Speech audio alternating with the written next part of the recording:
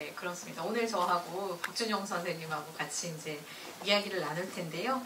오늘 여러분께서 보신 작품은 마이클 윈터바텀이라는 감독의 작품이고, 처음에는 영국에서 텔레비전 시리즈로 먼저 만들어진 작품이에요. 우리나라의 윤식당이나 아니면 꽃보다 할배 뭐 이런 작품들처럼 리얼리티 쇼로 이제 여행을 다니면서 찍은 그런 시리즈가 10회, 10회로 촬영이 됐고, 그 작품이 이제 극장판으로 개봉이 된 건데요. 다시 제작이 된 건데, 그만큼 이제 인기를 입고 있는 그런 시리즈였고, 그리고 또 배우들도 실제 뭐 리얼리티 쇼에서 시작을 했으니까요. 자기 이름으로 등장하는 실제 배우들이고 이런 특징들이 있습니다.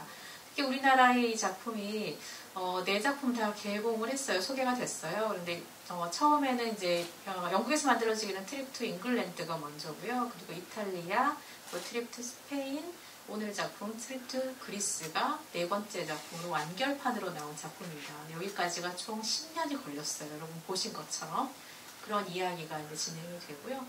이 영화 시리즈를 제가 이제는 굉장히 흥미롭게 보는 입장이기 때문에 가장 큰 그런 부분들이 이번 기독교 영화제의 주제가 아무래도 행복에 초점이 맞춰져 있다 보니까 이 스티브하고 롭이 그 시리즈 각 편편편 나올 때마다 여행만 하는 게 아니라 그 여행을 하는 와중에도 자신들의 어떤 일상적인 그 생활이라고 하는 부분과 여행이 완전히 분리가 될 수는 없지 않습니까? 그러다 보니까 캐스팅에 대한 얘기, 그 다음에 자기가 실제 그 출연한 영화에 대한 어떤 그 평에 대한 얘기, 자기 하는 일들에 대한 것들이 이제 수시로 틈입해 들어오면서 여행이 이제 진행이 되는 그 과정인데, 이 과정을 통해 가지고 좀 이따 좀 더 자세하게 말씀드리겠지만 롭이 지향하는 삶의 어떤 가치, 롭이 생각하는 좀 더 행복한 삶의 가치와 스티브가 생각하는 좀 더 나은, 좀 더 행복한 어떤 삶의 선택과 가치라고 하는 그 부분이 좀 달라요. 아마 그리스 편만 보시더라도 이 두 사람이 지향하는 어떤 삶의 가치가 좀 다른 것 같다라고 하는 부분이 느껴지시지 않을까 싶은데,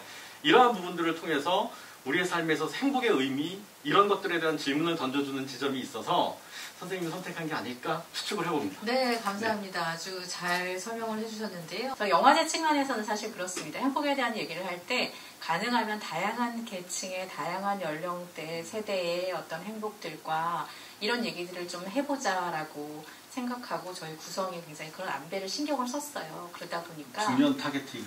네, 맞습니다. 뭐 타겟팅이라기보다는 물론 꼭 그것만은 아니죠. 그런데 저희가 편성하는 입장에서는 그런 균형이나 아니면은 기본적인 관점은 그런 거예요. 행복인데 그리스도인의 행복 아니면 그냥 우리의 행복이라는 얘기를 할 때 행복이라는 것이 덩어리로 이해될 수는 없다는 생각이 들었거든요. 그러니까 모든 사람에게 같은 정답이나 같은 유형의 방식으로 남길 수 있다는 건 아니라는 것, 그걸 관점으로 했을 때 그렇다면 어린아이들이 느끼는 행복이 있을 것이고 노년 세대가 느끼는 행복이 있을 것이고 혹은 뭐 추구하는 것이 있을 텐데 가능하면 그것들을 잘게 쪼개보자.